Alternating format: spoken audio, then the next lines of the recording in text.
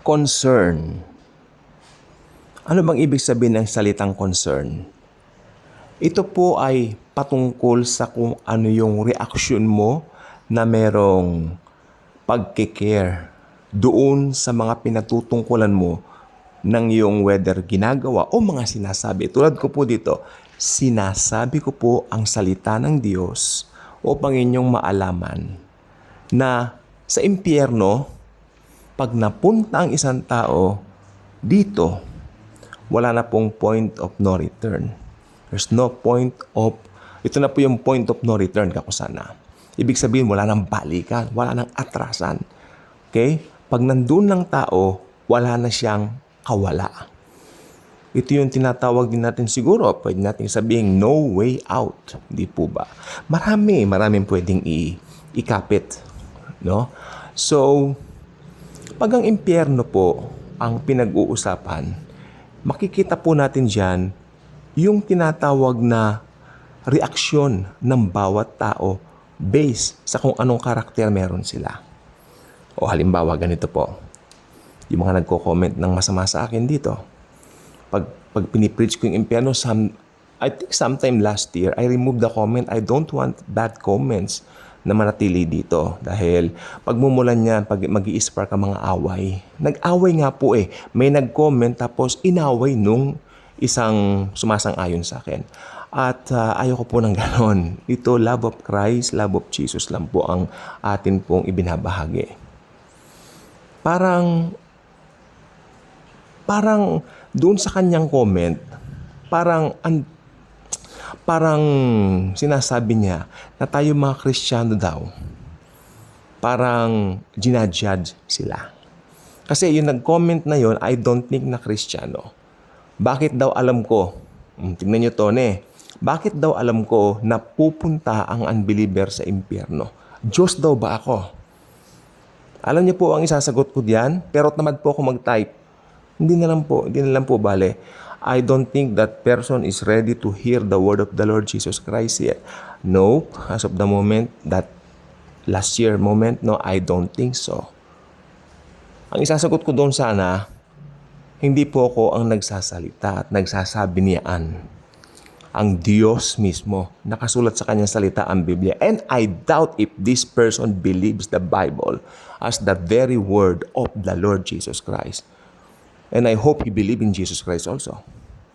So, sa mga tao na ganyan you know what? Ang mga puso ay matigas na po sa, diba? Sa matigas pa sa bato ka nga nila, no? Ito po yung mga taong pag napunta na sa impyerno, doon nila maiisip na sana nakinig ako, sana pinagtuunan ko ng pansin. Diba?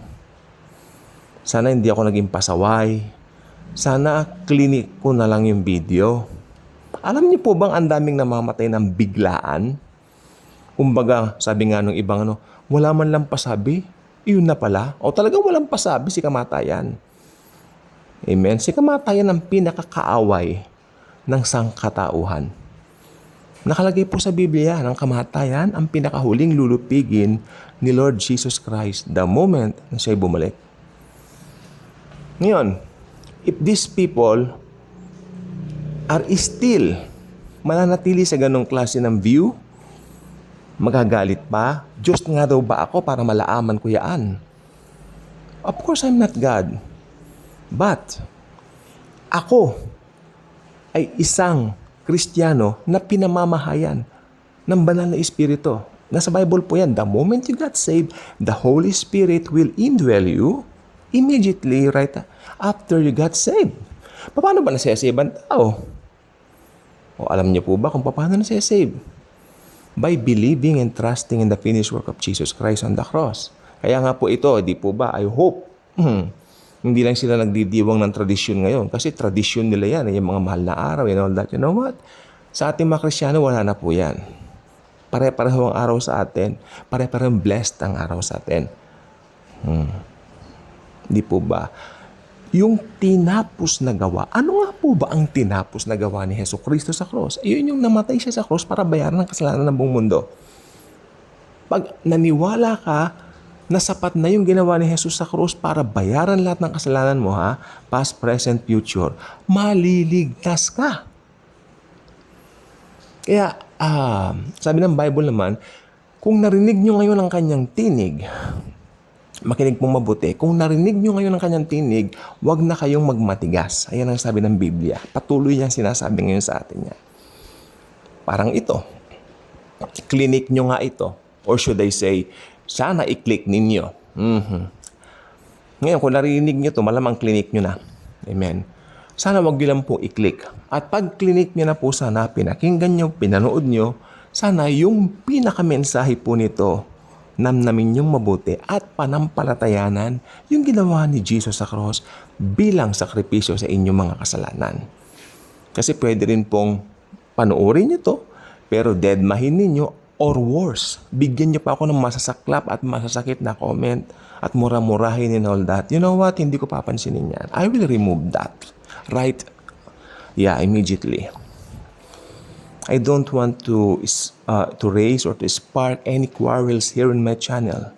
This channel belongs to Jesus. It's not a channel of a worldly contents or programs or worldly activities. You know what? I'm not like that. This is the channel of the Lord Jesus Christ. Dedicated to Him. Channel made dedicated to Him for His glory. Kaya sabi ko po, yung mga taong nagmamatigas, Diyos nga raw ba ako? May ganun na comment. Okay, kasi medyo alarming. Tapos sabi pa niya, hindi ako maniniwala sa mga sinasabi mo.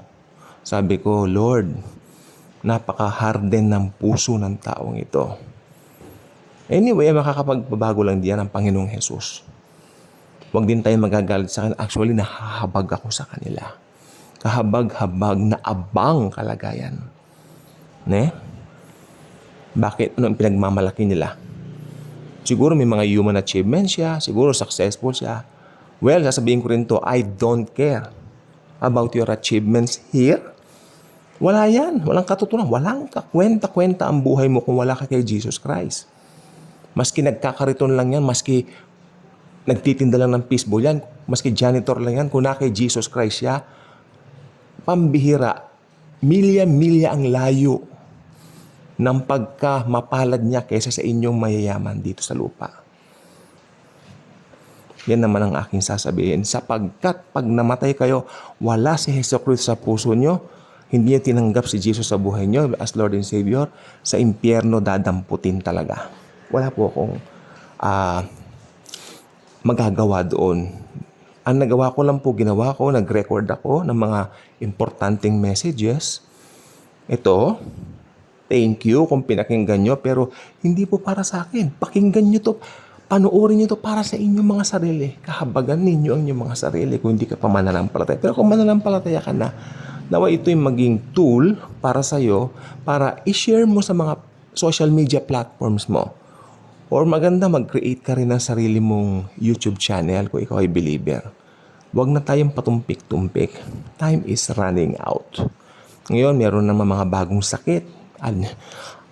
Parang pandemic na naman daw. Itong Japan daw ngayon ay nag-warning na. Ganito. Alam nyo, nung bago yung COVID some 4 years back, alam nyo, siyempre para tayong, wow, nabigla naman yata tayo, no?